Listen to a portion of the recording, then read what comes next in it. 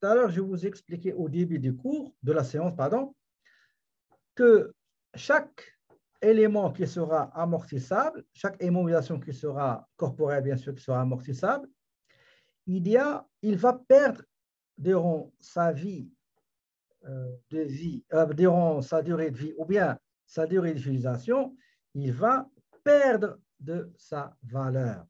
D'accord? Il va perdre de sa valeur.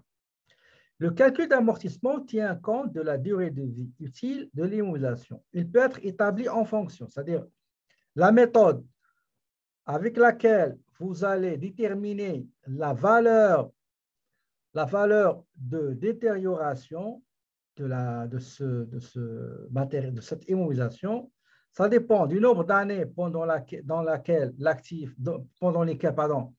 l'actif sera utilisé, dépend aussi du nombre de produits fabriqués par l'actif. Tout à l'heure, je vous ai dit de la machine qui fait des bouteilles, du nombre d'heures de travail que l'actif peut fournir, une machine par exemple, combien d'heures, nombre de kilométrages parcourus par l'actif matériel roulant, etc. Donc, c'est des méthodes qu'on utilise pour calculer la valeur de détérioration de l'immobilisation. En fait, parmi ces méthodes, on a retenu 3. Il y a la méthode de l'amortissement linéaire, la méthode de l'amortissement proportionnel à l'utilisation, ou bien ce qu'on appelle généralement amortissement fonctionnel, et la 3e méthode, c'est la méthode de l'amortissement dégressif à taux constant. La méthode la plus simple, c'est la méthode linéaire. Ça veut dire que si j'ai une immobilisation, je vais l'utiliser durant 5 ans par exemple. Chaque année, la valeur de la détérioration sera la même pour toutes les 5 ans. OK? Méthode de l'amortissement proportionnel à l'utilisation, je vais calculer la valeur selon, par exemple pour l'imprimante, selon le nombre d'impressions annuelles, pour le camion, selon le kilométrage parcouru durant l'année, etc.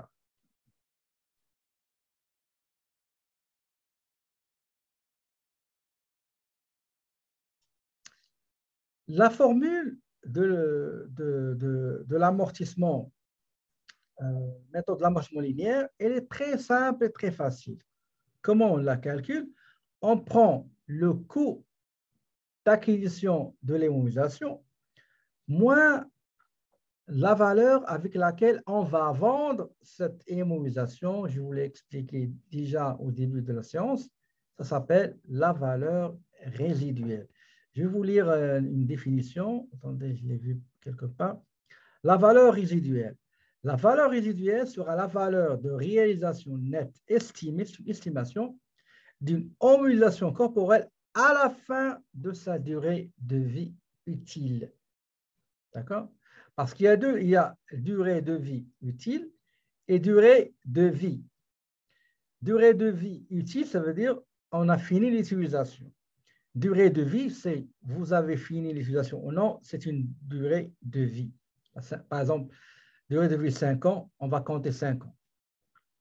La durée de vie, elle est toujours déterminée par le fabricant. Admettons une machine, le fabricant nous a dit que la durée de vie, c'est 5 ans.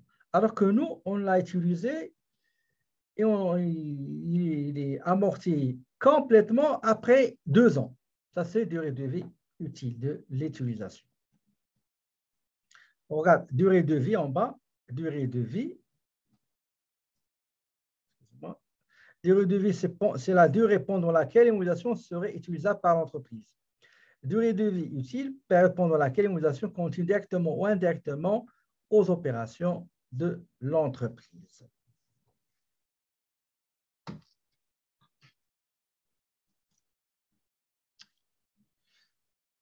La méthode de calcul. Méthode de calcul, on a dit que c'est le coût d'acquisition moins la valeur avec laquelle vous allez vendre l'immobilisation divisé par la durée de vie utile. Prenez le cas de la page 303. nous avons Tarek. Allez-y chercher la page 303.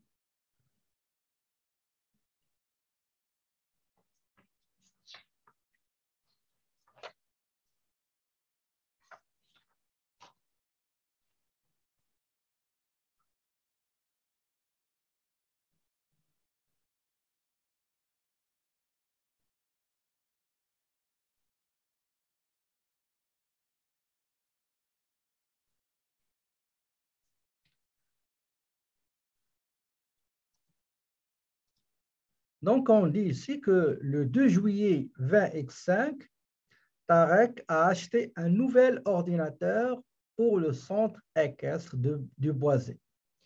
Il a payé l'achat de cet ordinateur à 2500 $ et il a estimé que l'ordinateur servirait pendant 5 ans. On va l'utiliser pendant 5 ans. Après cette période, il prévoit le vendre pour 500 $. 500, c'est la valeur résiduelle. Donc, la charge de l'amortissement, parce que l'amortissement, il se trouve dans la charge et aussi dans l'actif. D'accord? Dans l'actif, il va diminuer la valeur d'origine, la valeur d'entrée dans la comptabilité, et le même montant, il sera dans les charges.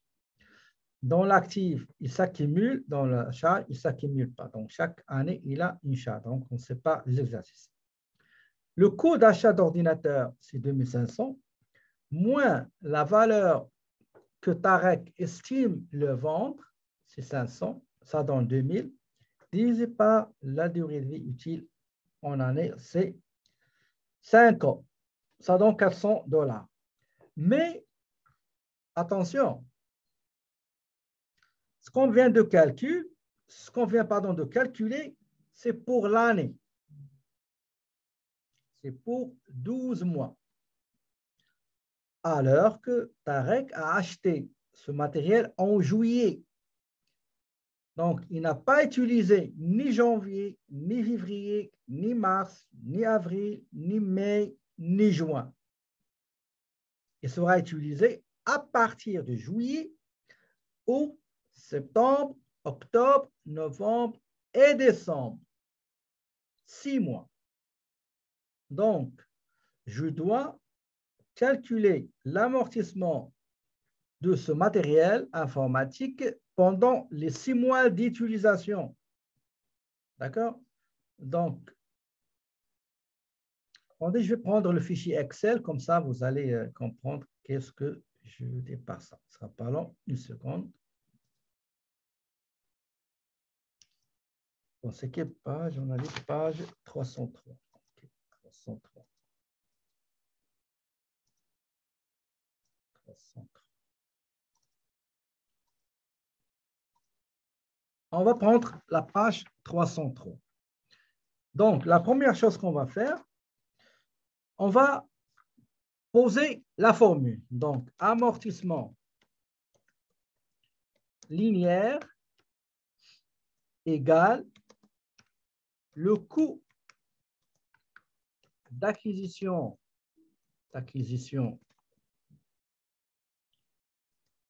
du bien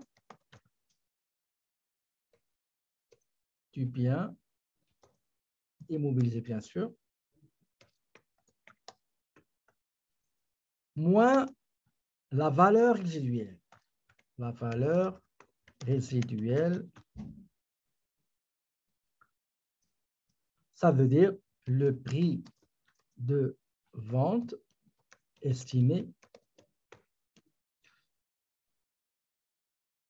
Donc, le tout divisé par durée de vie utile en année ou en mois. Parce que ça se peut que vous avez acheté le matériel en plein exercice, donc ce n'est pas 12 mois. D'accord? Voilà. On va maintenant convertir ça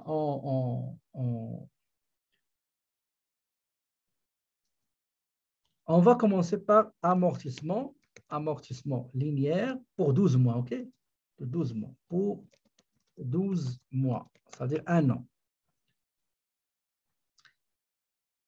égale le coût d'acquisition du bien immobilisé. Il l'a acheté à 2500 $, moins la valeur de vente estimée de ce matériel informatique, moins 500 $. D'accord? 500 $. Le tout divisé par 5 ans. Ça veut dire 2000 $ divisé par 5. Ça nous donne 400 $. D'accord? Ça, c'est pour l'année. Maintenant, il faut calculer maintenant l'amortissement pour 6 mois. Parce qu'il a utilisé uniquement en juillet, août, septembre, octobre, novembre, décembre, 12 mois. Soit vous prenez 400 $ divisé par 2, ou bien on va garder la même chose, on va dire 2500 $ moins 500 $ divisé par 5, multiplié par 6 sur 12 mois. C'est-à-dire, on va le multiplier pour 6 mois d'utilisation sur une année. Ben, ça va vous donner 200 $. D'accord? S'il vous plaît, est-ce que vous avez compris la différence entre amortissement linéaire pour un an et pour 6 mois? Si c'était 2 mois, par exemple, il a été acheté novembre-décembre, pour 2 mois, on va mettre 2 sur 12. Si ça a été acheté et utilisé pendant 9 mois, on va mettre 9 sur 12. S'il a été acheté, ça a été acheté en février, donc fois 11 divisé par 12. S'il a été acheté en septembre, ça va multiplier par 4 divisé par 12, etc. Est-ce que vous avez compris? Donc, si on veut remplir le tableau d'amortissement, on ne va pas le remplir pour les 5 ans, on va prendre juste quelques mois, quelques années. Donc, X5, méthode de calcul, toujours, s'il vous plaît, il faut donner le détail. Donc, c'est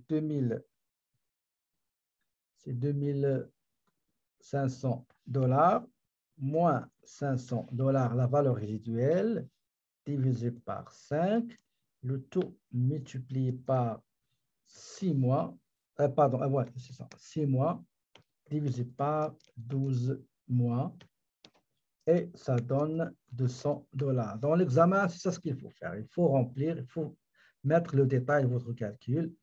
Donc, on a dit c'est 200 $. On va le faire tout de suite, ce ne sera pas long. Donc, on a dit c'est 2500 le prix d'acquisition moins 500 la valeur d'origine divisé par 5, OK, multiplié par 6 sur 12. Ça donne 200 $.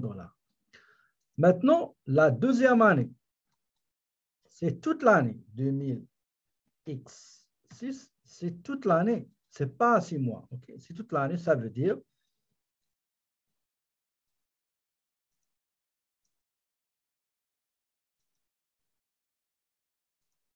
on vient ici, on va mettre égal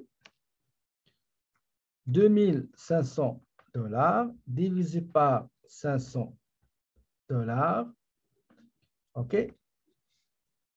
Pardon. 2500, la valeur d'acquisition, moins la valeur résiduelle, divisé par 5, ça donne 400. Attendez, je vais essayer de faire pour toutes les années insérées. Donc, ici, nous avons, on aura la même chose. D'accord? On aura la même chose. Nous avons ici, la première année, c'était juste une portion, une partie de 6 mois, donc de 200 $. 20x, la charge de l'amortissement, la valeur, le matériel va perdre 400 $ en 20x6. Il va perdre après en 20x7 400 $. Et le cumul Attendez, je vais juste insérer une petite ligne ici. Et le cumul des amortissements de la valeur de détérioration, c'est 1000 $. OK. Qu'est-ce que j'ai fait ici? 1, 2, 3, 4.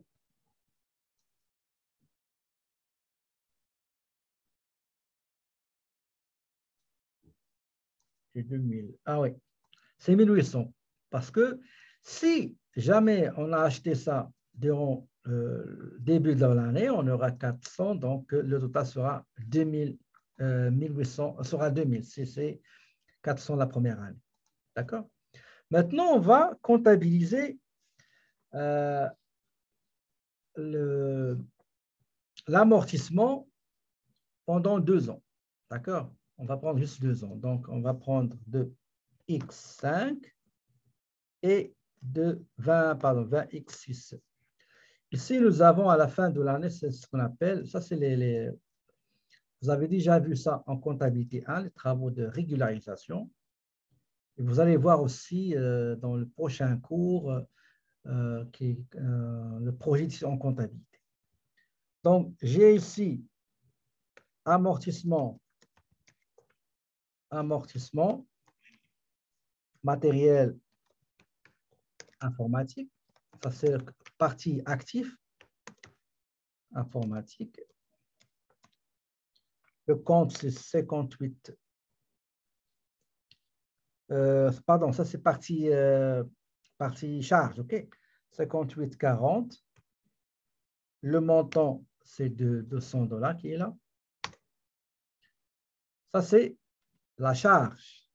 Maintenant, la partie qui va déduire le compte de l'immobilisation dans l'actif immobilisé. Nous avons dans l'actif immobilisé 2500. Ben, dans l'actif, on va mettre, il y a ce qu'on appelle le compte amortissement cumulé. Amortissement cumulé, puisque c'est la première fois, on aura 200. L'année prochaine, dans le total, le solde d'amortissement cumulé, on aura 600, ça veut dire 200 de l'année passée et 400 de 20X6. On va mettre ici amortissement